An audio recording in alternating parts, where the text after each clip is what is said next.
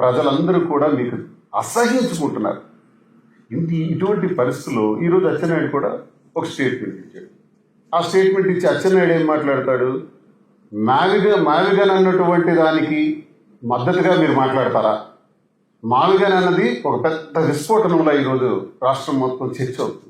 ఆ చర్చను చూసి జీర్ణించుకోలేక, భరించలేక, అమరావతిలో జరుగుతున్నటువంటి అకృత్యాలు, మోసాలని ఊసగుచ్చినట్టు జగన్మోహన్ రెడ్డి గారు ప్రజలకు చెప్పటం వల్ల అది జీర్ణించుకోలేక పాయింట్ డైవర్ట్ చేసి మాట్లాడతారు. జగన్మోహన్ రెడ్డి గారు రాజశేఖర రెడ్డి గారు మరణానికి కారణం అంటారు. ఏం మాట్లాడుతున్నారు? ఆ మహానుభావుడు రాజశేఖర రెడ్డి గారు మరణానికి కారణం జగన్మోహన్ రెడ్డి గారు. ఆ కుటుంబంతో నేటికి 25 సంవత్సరాలుగా తిరుగుతున్నటువంటి అనుభవంతో నేను తెలియజేస్తున్నాను. జగన్మోహన్ రెడ్డి గారు సంతకాల సేకరణ చేశారా? జగన్మోహన్ రెడ్డి గారి దగ్గరికి 150 మంది పైచిలకు ఎమ్మెల్యేలు మీరు ముఖ్యమంత్రిగా ఉండండి అని ఒక కాగితం మీద సంతకాలు పెట్టి తీసుకొస్తే తృణప్రాయంగా రిజెక్ట్ చేశారు. ఆయన కాగితాన్ని తీసుకోలా, ఆయన ఆ రకంగా ముఖ్యమంత్రి కావాలని అనుకోలా. మిస్టర్ అచ్చెన్నాయుడు, నువ్వు ప్రతిసారి సైకో సైకో సైకో అంటున్నావు కదా, నీకు ఆంబోతు అని నేను అంటాను. దున్నపోతు, ఆంబోతు, బ్రెయిన్ లేదు నీకు. 150 సంతకాలతో ఆయన ఒకవేళ 2009లో రాజశేఖర రెడ్డి గారు మరణాంతరం ఉమ్మడి రాష్ట్రంగా ఉండేటప్పుడు ఆయన ముఖ్యమంత్రి అవ్వాలనుకుంటే ఒక్క నిమిషం పట్టదు. కానీ చరిత్రలో అయ్యారు. ఆయన 2009లో అలా ముఖ్యమంత్రి అవ్వడానికి రిజెక్ట్ చేశారు. రిజెక్ట్ చేసి సోనియా గాంధీ గారి దగ్గరికి వెళ్ళి కలిశారు గౌరవంగా. ప్రజలందరూ నాన్న గురించి మరణించిన వాళ్ళు చాలా మంది ఉన్నారు, వాళ్ళ కుటుంబాలకు వెళ్ళి కలవాలి అన్నారు. అందుకు మేడం గాంధీ ఒప్పుకోలేదు. సరే నేను కలవాలనుకుంటున్నానని వచ్చారు. దానికి ఆవిడ అంగీకరించకపోవడం, తెలుగుదేశం పార్టీ, కాంగ్రెస్ ఒకటై జగన్మోహన్ రెడ్డి గారి మీద తప్పుడు కేసులు పెట్టి నానా హింసలు పెడితే ఆయన పాదయాత్ర చేసుకొని 2014లో పెద్ద విప్లవమే సృష్టించి ప్రజల్లోకి వచ్చి పోటీ చేశారు. ఓడిపోయారు. కానీ 150 మంది సంతకాలతో ఆయన ముఖ్యమంత్రి కాలా. 2009లో 5 సంవత్సరాలు పోరాడి 14లో పోటీ చేసి ఓడిపోయినా మళ్ళీ పోరాడారు. అప్పుడు 2019లో ఆయన ముఖ్యమంత్రి అయ్యారు. 10 సంవత్సరాల పోరాటం అనంతరం మరి 150 సంతకాలతో ఆయన ముఖ్యమంత్రి అవ్వాలనుకుంటే 1 నిమిషం పట్టదు కదా. ఇది నిజమా? ఇది జరిగిందా చరిత్రలో? రామారావు గారికి వెన్నుపోటు పొడిచి ముఖ్యమంత్రిగా చంద్రబాబు నాయుడు అయ్యాడు అన్నదానికి చారిత్రాత్మక ఆధారం ఉంది.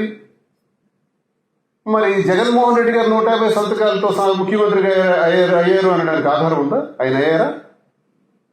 ఏం దుర్మార్గమైన మాట్లాడతావు? హత్య రాజకీయాల గురించి అచ్చెన్నాయుడు మాట్లాడుతున్నాడా? హత్య రాజకీయాలు మీ ఇంట్లోనే కదా ఉన్నాయి.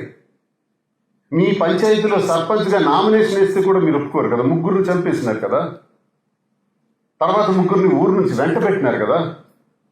ఆ తర్వాత నేనే దగ్గరుండి నామినేషన్ వేయిస్తే నిమ్మాడలో కింజరా పప్పనని, ఇప్పుడు అతన్ని కూడా ఊరు నుంచి వెంట పెట్టినారు కదా. మీ సొంత తమ్ముడు భుజంగరావు కింజరా బుజ్జిని అర్ధరాత్రి కత్తలతో పొడి చంపేసినారు కదా. హత్య రాజకీయాలు మీవి. ఎవరికో చెప్పు నువ్వు రాష్ట్రంలో, ఎవరికో మీడియా ముందు కూర్చొని పెద్ద కబుర్లు చెప్తే ఆంబోతులాగా. తెలియనోడు ఎవరో తెలియపోవచ్చు, నేను తెలిసిన వాడిని, కళ్ళారా ఇవన్నీ చూసిన వాడిని. 25 సంవత్సరాలు ఎర్రన్నాయుడు, అచ్చెన్నాయుడు మీతోనే యుద్ధం చేస్తున్నటువంటి వాడిని. ఓడినా గెలిచినా మీతోనే యుద్ధం చేస్తున్నాను. మీతో యుద్ధం చేస్తున్నటువంటి అనుభవంతో నేను చెప్తున్నాను. ఈ రాష్ట్ర ప్రజలు మీ ఇంట్లో హత్య రాజకీయాలు ఉన్నాయి. జగన్మోహన్ రెడ్డి గారి కాలి ధూళికి కూడా పనికిరానటువంటి అచ్చెన్నాయుడు ఆస్తులు సంపాదించారు 1,00,000 ఎకరాలు. అంటే మీకున్న ఆస్తులు, మీ ఆస్తి 2 ఎకరాలే కదా. 2 ఎకరాలకు పెద్ద కుటుంబం కదా. ఈ పెద్ద కుటుంబం ఈరోజు 1,000 కోట్లు ఎక్కడి నుంచి సంపాదించింది?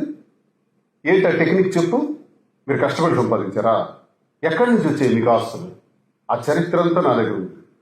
నువ్వు అధిక ప్రసంగం చేసి జగన్మోహన్ రెడ్డి గారికి హత్య రాజకీయాలకి లింక్ చేసి, జగన్మోహన్ రెడ్డి గారికి ఆస్తులతో నువ్వు లింక్ చేస్తే నీ ఆస్తుల చిట్టాల వివరాలు కూడా నేను వివరంగా చెప్పేస్తాను ప్రజలకు. హత్య రాజకీయాలు నేను జస్ట్ హింట్ ఇస్తున్నా. మీ హత్య రాజకీయాలు ఏంటని.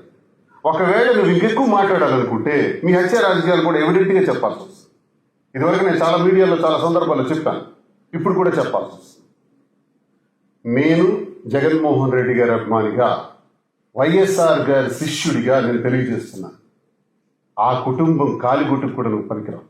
ఇష్టానుసారంగా మాట్లాడి మావిగన్ అనేటటువంటి ఈ సబ్జెక్ట్ బ్రహ్మాండంగా ఈరోజు ప్రజల్లోకి వెళ్ళింది కాబట్టి దాన్ని ఇష్టపడుతున్నారు కాబట్టి స్వాగతిస్తున్నారు కాబట్టి జీర్ణించుకోలేక నువ్వు ఇవి మాట్లాడుతున్నావు. మాకు తెలుసు 2 రోజుల క్రితం మీకు చంద్రబాబు నాయుడు క్లాస్ పీకటం, నువ్వు చేస్తున్నటువంటి అవినీతి పైన, నువ్వు కనీసం స్టేట్మెంట్ కూడా ఇచ్చుకోలేక నువ్వు ప్రవర్తిస్తున్న తీరు పైన నీకు గట్టిగా వార్నింగ్ ఇచ్చారు. కాబట్టి రోజు మాట్లాడతా, రోజు మీడియా ముందు మాట్లాడతా, దానికి సమాధానం ఇది. మీ పార్టీలో ఏది జరిగితే తెలుసుకో.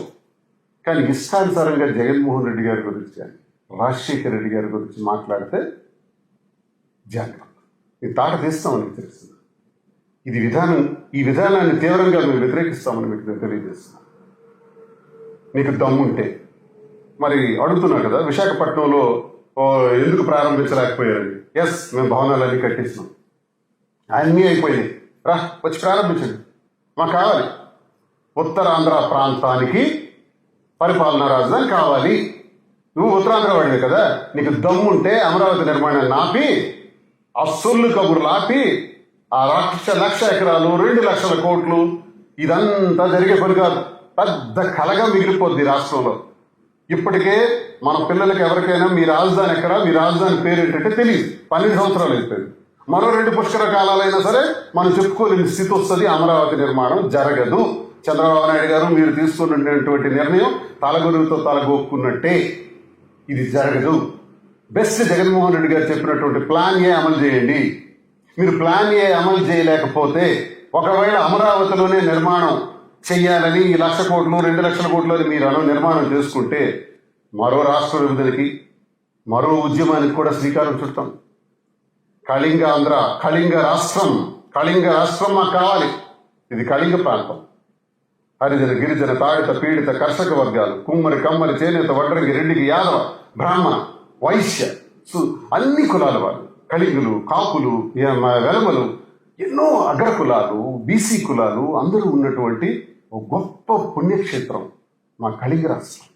కళింగ రాష్ట్రం గురించి మహాభారతంలో కూడా యుద్ధ సమయంలో కళింగ రాజులకి దుర్యోధనుడి దగ్గర నుంచి ఆహ్వానం వచ్చింది. అంత చరిత్ర కలిగినటువంటి మగధరాజుల సామ్రాజ్యంలో వ్యక్తిగతంగా స్వతంత్రంగా పరిపాలించుకునే రాజ్యం. మౌర్యుల సామ్రాజ్యంలో కూడా స్వతంత్రంగా పరిపాలించుకున్న రాజ్యం. నౌకాయానంలో కానీ ఎగుమతులు దిగుమతులు కానీ ఆరితేరిన తీర ప్రాంతం కళింగ రాజ్యం. మరి మేము సెపరేట్ రాష్ట్రం గురించి కోరాల్సి వస్తుంది.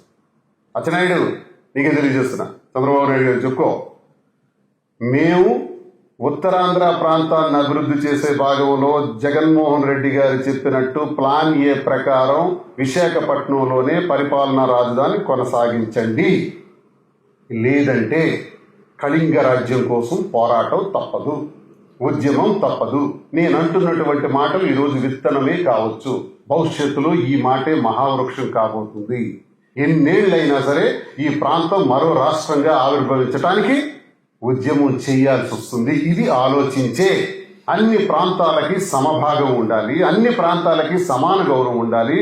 భవిష్యత్తులో ప్రాంతీయ వాదనలు రాకూడదు, అన్ని ప్రాంతాలకి సమాన గౌరవాన్ని ఇస్తాను అని ఆలోచించినటువంటి మొట్టమొదటి వ్యక్తే వైఎస్ జగన్మోహన్ రెడ్డి. ఆయన 3 ప్రాంతాలను అభివృద్ధి చేస్తాననడానికి రీజన్ ఇది. ఆ రీజన్ని మీరు కొల్లగొడితే ఈ రీజన్ స్టార్ట్ అవుతుంది. కళింగ ప్రాంతం, కళింగ రాష్ట్రం అనే ఉద్యమం ప్రారంభించడానికి మేము సన్నద్ధులు అవుతాం. మరి అశోకుడే ఈ ప్రాంతానికి వచ్చి యుద్ధం చేసి రిపెంట్ అయి ఆయన శిలాశాసనంలో 80,000 మంది మరణించారు, 1,00,000 మంది క్షతగాత్రులైనారని బుద్ధమతాన్ని స్వీకరించిన పోరాట యోధులు కలిగిన కళింగ రాష్ట్రం. నువ్వు ఇక్కడి వాడివే. యుద్ధం మళ్ళీ ప్రారంభమై మరో రాష్ట్ర విభజనకి కళింగ రాష్ట్రం విభజనతో విభజించబడటానికి కారణం కాకుండా అందరూ సమైక్యంగా ఉండాలంటే ఇప్పటికైనా మద్రాసు నుంచి విడిపోయి, కర్నూలు నుంచి దూరమై, హైదరాబాద్ నుంచి విడిపోయి, ఏ రాజధాని లేక, ఎటువంటి ఆఫీసులు కూడా లేక 12 ఏళ్లుగా పుష్కర కాలంగా కష్టపడుతున్నటువంటి మనకు 3 రాజధానులే better. Plan A Jaganmohan Reddy గారు చేసిందే బెటర్. ప్లాన్ ఏకి మీరు కొనసాగించకపోతే కళింగ రాష్ట్రం కోసం ఉద్యమం ప్రారంభించక తప్పదు అని మరి నేను ప్రభుత్వానికి మరి సూత్రప్రాయంగా ఒక వినతి ద్వారా నేను తెలియజేస్తున్నాను. మరి ఇటువంటి ప్రమాదాన్ని, ప్రాంతీయవాదాల్ని తెచ్చిపెట్టకండి, ప్రాంతాల వారిగా అభివృద్ధి చేయండి. అమరావతి అన్నది ఈ జన్మకు కూడా అది సాధ్యం కాదు. ఇది అభివృద్ధికి నోచుకోదు. నల్లరేగడి భూములు రైతుల తాలూకా గుండెలు చీల్చినట్టే, రైతుల వెన్నుముక విరగ్గొట్టినట్టే. నదీ పరివాహక ప్రాంతంలో ఇది సాధ్యం కాదు. ఇది కాబట్టి దయచేసి ఒకటి 3 రాష్ట్రాలు 3 ప్రాంతాలు అభివృద్ధి చేయటం ఈ రాష్ట్రంలో, లేదా మావిగాన్ని అభివృద్ధి చేయటం. ఈ 2 కారణంగా తీసుకోవాలని నేను కోరుతున్నాను.